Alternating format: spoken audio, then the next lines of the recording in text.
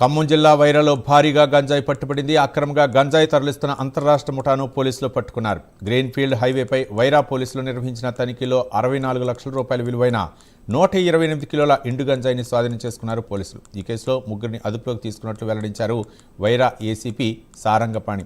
గంజాయిని ఎక్కడి నుంచి తీసుకొచ్చారో, ఎక్కడికి తరలిస్తున్నారనే కోణంలో విచారణ చేస్తామని చెప్పారు.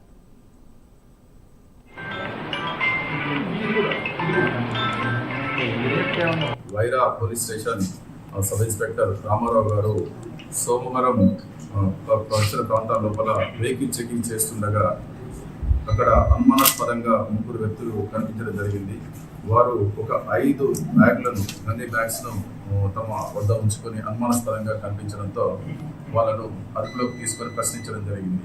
ఈ 5 బ్యాగుల్లో వారు 128 కిలోల ఎండు గంజాయి కలిగి ఉన్నట్టుగా గమనించి ఈ 128 కిలోల ఎండు గంజాయి మార్కెట్లో 64 లక్షల విలువ చేస్తుంది. ఈ ఎండు గంజాయిని ముగ్గురు వ్యక్తులు ఒరిస్సా రాష్ట్రంలోని మల్కనగిరి ప్రాంతం నుంచి తీసుకొని తమిళనాడు ప్రాంతానికి రవాణా చేసే ఉద్దేశంతో వెళ్తున్నట్టు గుర్తించడం జరిగింది. ఈ ముగ్గురు వ్యక్తుల లోపల ఒకరు మణియాల్ బోత్రా, ఇతను చిత్రకొండ బ్లాక్, మల్కనగిరి జిల్లా చిత్రకొండ బ్లాక్. రెండో వ్యక్తి సన్యాసి నాయుడు, అనకాపల్లి జిల్లా ఏపీ. మూడో వ్యక్తి లక్ష్మణ్ కిలో, ఇతను కూడా చిత్రకొండ పరిసర ప్రాంత వ్యక్తి. ఈ ముగ్గురు అంతర్రాష్ట్ర నేరస్తులుగా గుర్తించడం జరిగింది. ఇంకొక 2 వ్యక్తుల ప్రమేయం కూడా ఉన్నట్టుగా గమనించడం జరిగింది. వారికి సంబంధించిన పూర్తి వివరాలు కూడా